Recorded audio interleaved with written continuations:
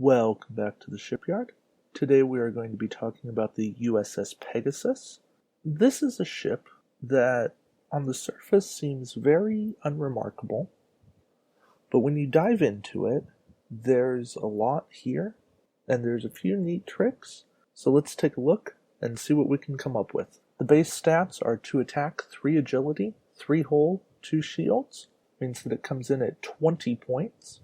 We get evade, target lock, and scan for our actions, no battle stations, with 2 tech and 2 crew slots.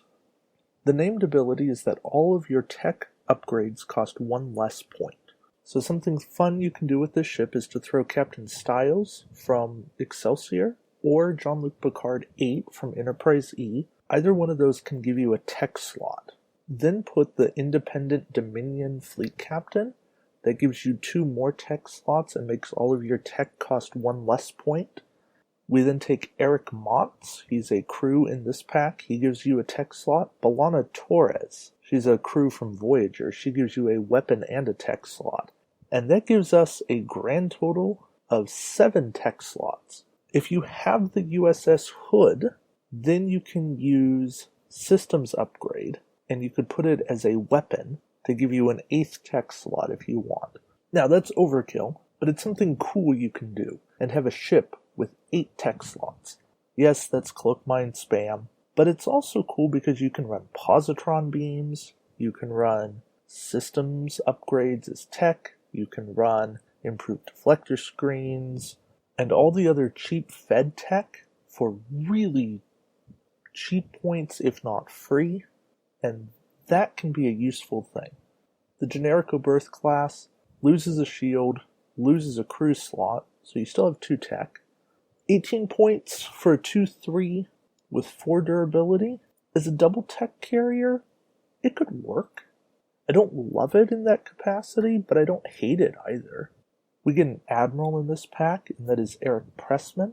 For an action, you can disable one of your tech upgrades to get 1 extra attack die with your primary weapon this round, or you can discard a tech upgrade to gain 2 attack dice with your primary weapon. So this is where that combo of Pegasus plus Fleet Captain to get a discount of 2 on everything can really come in handy. You take a bunch of cheap tech you don't even care about, and then you can discard it for an action, get 2 extra dice. Brings the Pegasus up to 4 attack dice if you can take Type 8 phasers, which is a hood upgrade. That gives you 5 attack dice. Now you've potentially got something.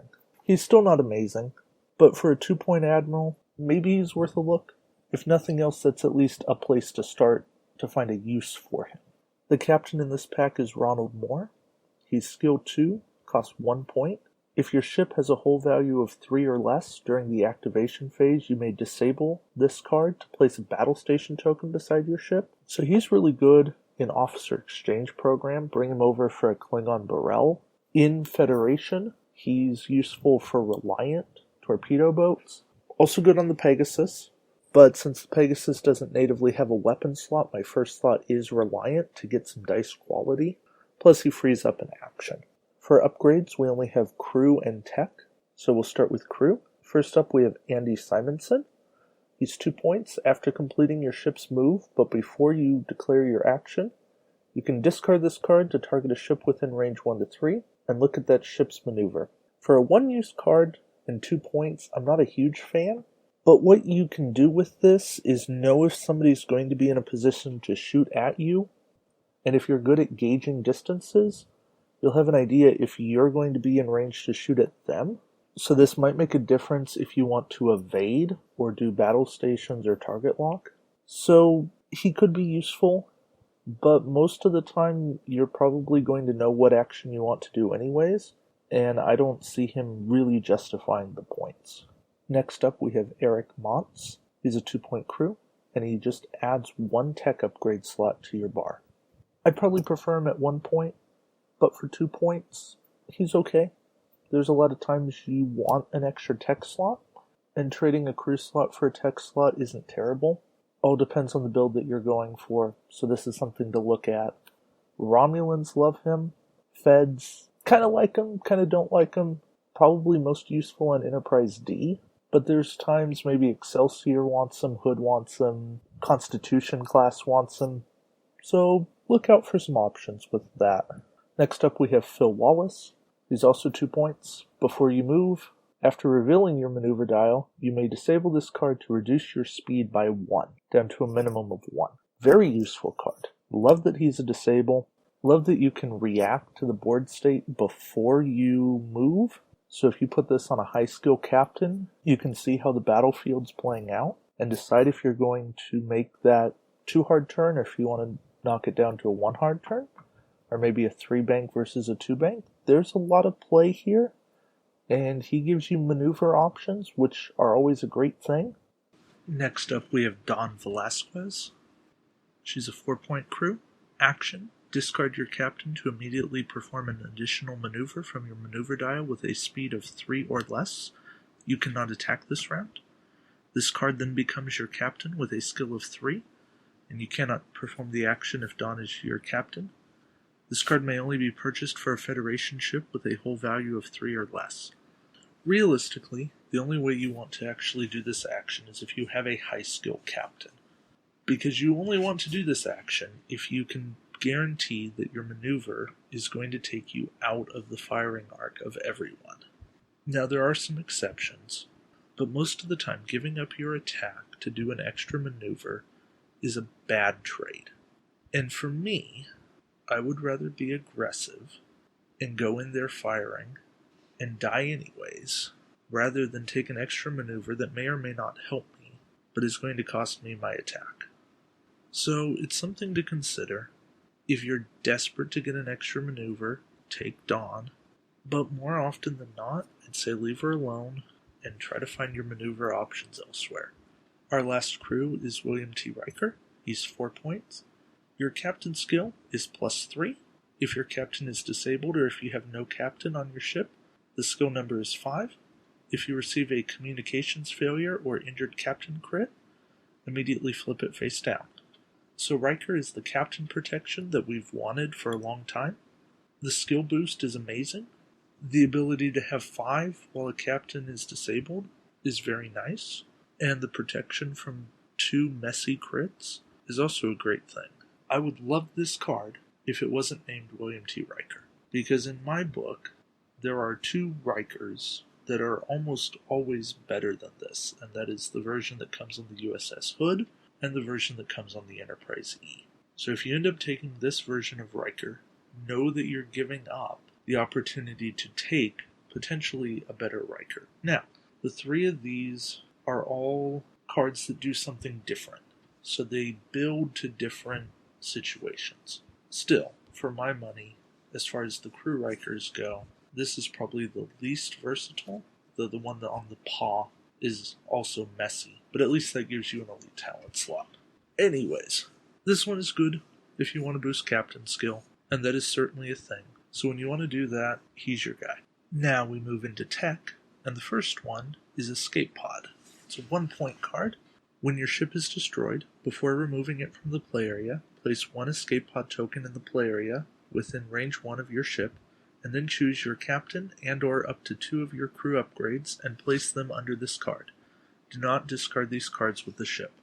Now, there's a whole bunch of rules with the Escape Pod, but essentially, you move it 1 forward, and if it lands on a friendly ship, you move the crew and the captain onto the friendly ship. If it lands on an enemy ship, it's instantly destroyed.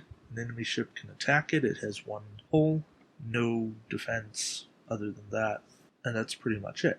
The Escape Pod serves as a means of being able to use your cards more than once. You can take a big ship, go in, attack the enemy, get it blown up, jettison an escape pod behind you, and hopefully rescue your crew, put them on your new ship, and get the combo going again. I'm not going to say it's always going to work, but it's a 1-point card, so there's very little risk here, and it's kind of a why not. If you have the filler space, throw it on there, see what happens. You don't lose anything by throwing an escape pod on your ship. If it works, great. If it doesn't, oh well. Next up, we have Specialized Shields. It's a 4-point card. When defending, while your ship still has active shields during the Modified Defense Dice step, you may re-roll one of your blank results. When suffering damage from an obstacle or a minefield, take 1 less damage. This upgrade may only be purchased for a Federation ship with a hull value of 3 or less. I love the card until the caveat there at the end, but even then, it's still a useful card. It gives swarms a chance to survive against cloaked mines. Yeah, it doesn't help fighters, but it helps the Miranda Swarm, Berths, Defiance, and if those ships have a chance, then the games may be at a better place. These are the same type of ships that can benefit from improved deflector screens, Type 8 phaser array more often than not. So there's some upgrades that start to benefit the little ships, or the medium ships, and you can really get somewhere. This is potentially amazing on the Delta Flyer. Don't currently know the stats on that, but it's out there. And being able to defend against mines, or take less damage from mines, is a great thing. Being able to reroll a blank on every attack while you still have shields is a great thing.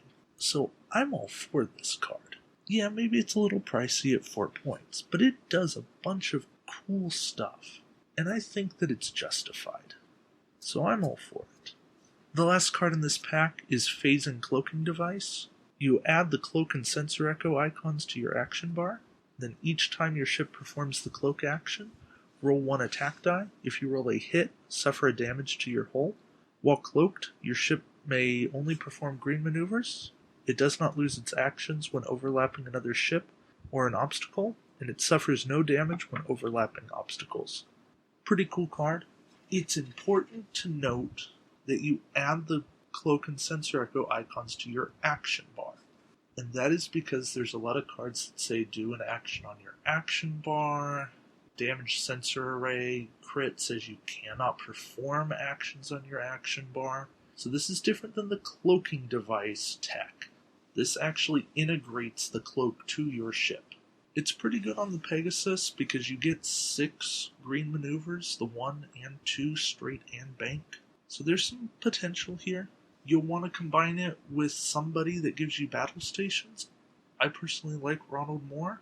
If you have the spare action to re-enable him every turn, more likely you're going to want Picard 9. Realistically, this is a card you'll want to cross-faction, so you can get interface generators on the Pegasus. That way you take a little bit less damage while you're cloaked. Still, it's nice to have different means of cloak in the Federation faction. I think it's a great thematic card, and that does build into what this pack does well. Overall, this is a wonderfully thematic pack. I think they hit the nail on the head when it came to the theming in this pack. Most of the cards aren't great from a tournament perspective. We may see a couple, but where this pack truly shines is bringing us cards that fit the flavor of the mission and the episode that the ship is associated with. And in doing so, the cards are solid cards. They're not bad cards by any means. As I was reading through all of these, the only card I sit there and I go, I will never really want to play with that is Don Velasquez. Everybody else, I'd say, I'd play that. And it's been a long time since I've done that with a pack. And the only reason I won't play Dawn is that she doesn't fit my personal play style. But she fits someone's play style. And that's the great thing in this game. So overall, this pack wins from a Star Trek perspective. Maybe it doesn't win from an attack wing perspective, but it wins from the Star Trek integration. That's where I'm at on this pack. I hope somebody's with me on it. If you are, let me know. If you completely disagree and you want to say, hey, you know what? I only care if this is great for tournaments. Let me know in the comments, because that's okay. Not going to judge you, not going to let a flame war start. Not going to delete your comment if you're respectful. Just would love to hear from you. Love to hear what you think. So until next time, we'll see you around the shipyard. Thanks for watching. Sorry it's been so long. I've had a bunch of other stuff going on. But I promise this is still important. You'll see more coming soon. Take care, guys.